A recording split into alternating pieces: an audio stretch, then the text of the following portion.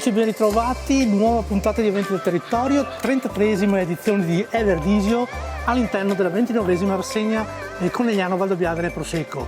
Siamo con Maria Vittoria Moro, presidente della Pro Combine. Ben ritrovata Maria, è un piacere averti qui ai nostri microfoni e a te adesso la parola per descriverci questa bellissima mostra.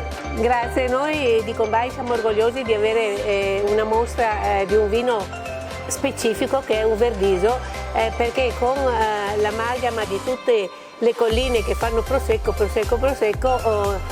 trovare un vino eccellente che non è Prosecco è stata una cosa speciale. Noi per 33 anni abbiamo lavorato per mantenere alto questo prodotto. I produttori ci hanno seguito in questa avventura perché non è stata facile, perché è molto più facile salire su un treno che corre. Noi invece siamo stati bravi a salire su un treno che abbiamo spinto e l'abbiamo spinto e abbiamo trovato la nostra nicchia di mercato. Credo che per noi è un orgoglio, insomma.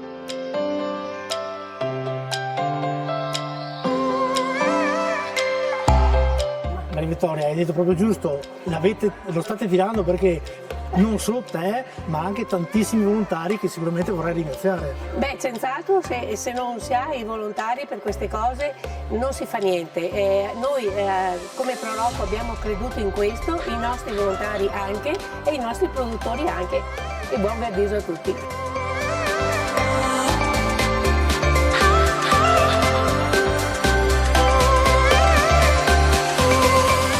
9 giorni pieni di eventi, non stiamo a ricordarli tutti, ci sono i volantini, c'è il vostro sito per ricordarli, però a te 2 secondi per la telecamera per invitare tutti i visitatori, tutti i telespettatori a venire qui a Combine. Guardate, venite a Combine che è un posto meraviglioso, è fresco, vero come il vino Verdiso.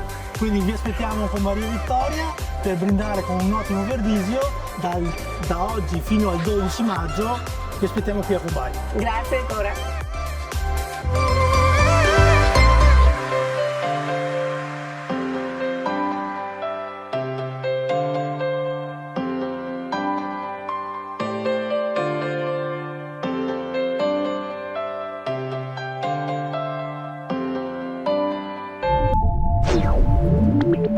Yeah.